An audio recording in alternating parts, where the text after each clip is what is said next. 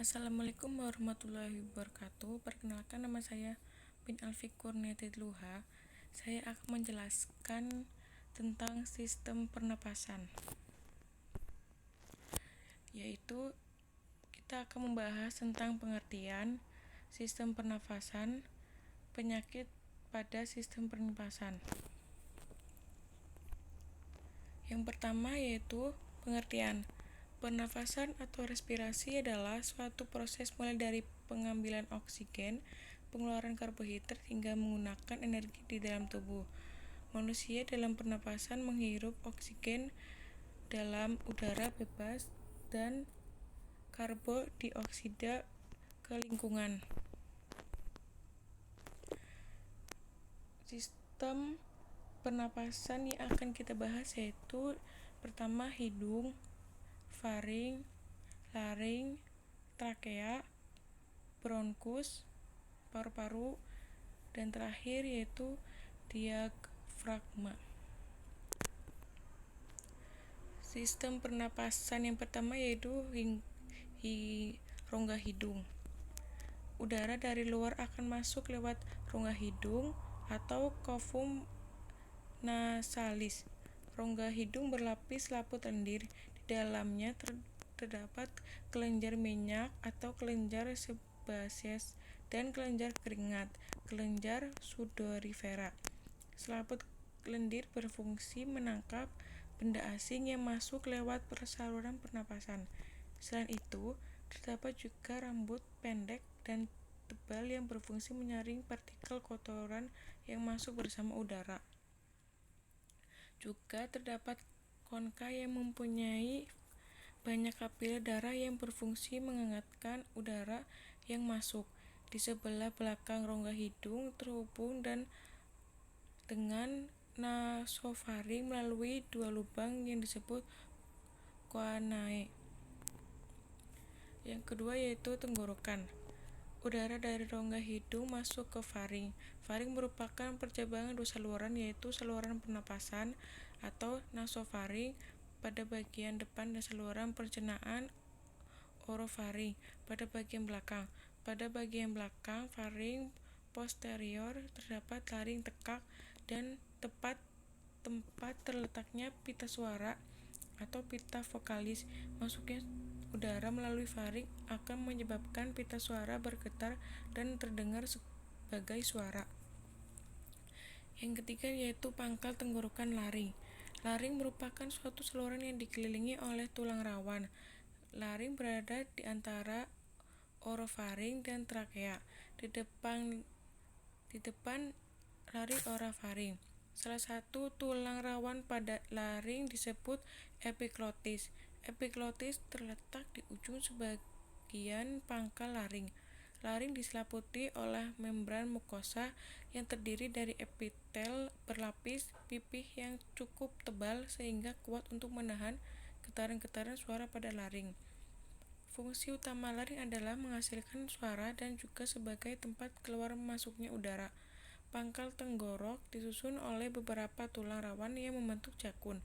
Pangkal tenggorok dapat ditutup oleh katup pangkal tenggorok atau epiglotis. Yang keempat yaitu batang trakea atau batang tenggorokan. Tenggorokan berupa pipa yang panjang kurang lebih 10 cm terletak sebagian di leher dan sebagian di rongga dada torak. Dinding tenggorokan tipis dan kaku, dikelilingi oleh cincin tulang rawan dan pada bagian dalam rongga bersilia. Sila-sila ini berfungsi menyaring benda-benda yang asing dan masuk ke saluran pernapasan. Selanjutnya yaitu cabang batang tenggorokan atau bronkus. Bronkus merupakan cabang batang tenggorok jumlah sepasang berjalan pernapasan menuju paru-paru kanan dan kiri. Bercabang sampai dengan 20-25 kali sebelum sampai ke alveoli. Fungsi bronkus menyediakan tempat jalannya udara yang dibawa masuk ke dalam paru-paru dan untuk mengeluarkan udara. Selanjutnya yaitu paru-paru atau pulmo. Alat pernapasan utama terletak dalam rongga dada. letaknya di kanan dan di kiri, dan tengahnya dipisahkan oleh jantung.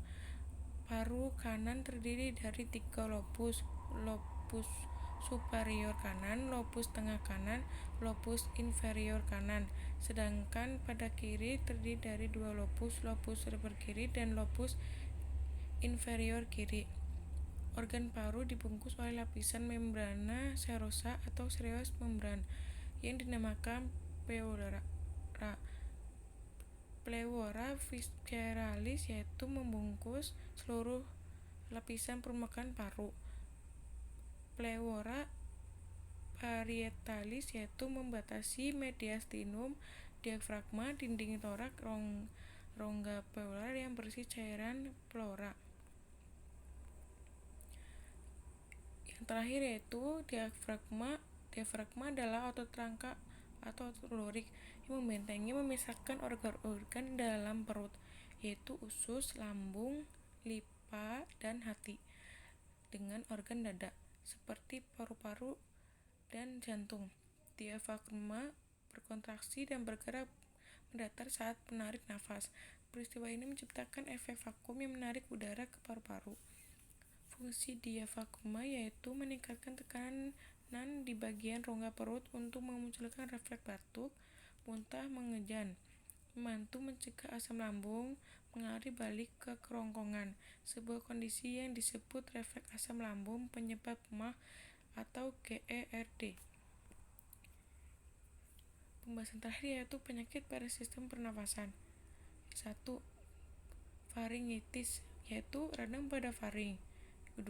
Asma, yaitu penyumbatan saluran nafas. Yang ketiga, pneumonia, yaitu radang pada paru-paru disebabkan oleh Diplococcus pneumonia.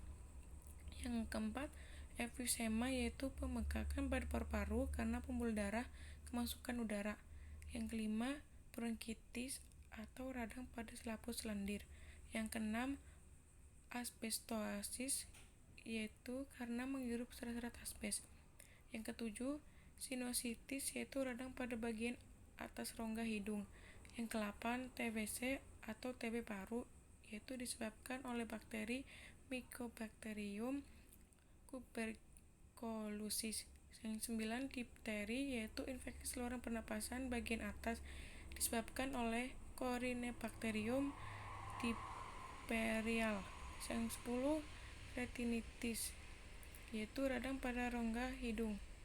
Sekian dari presentasi sistem pernapasan, kurang lebihnya mohon maaf. Wassalamualaikum warahmatullahi wabarakatuh.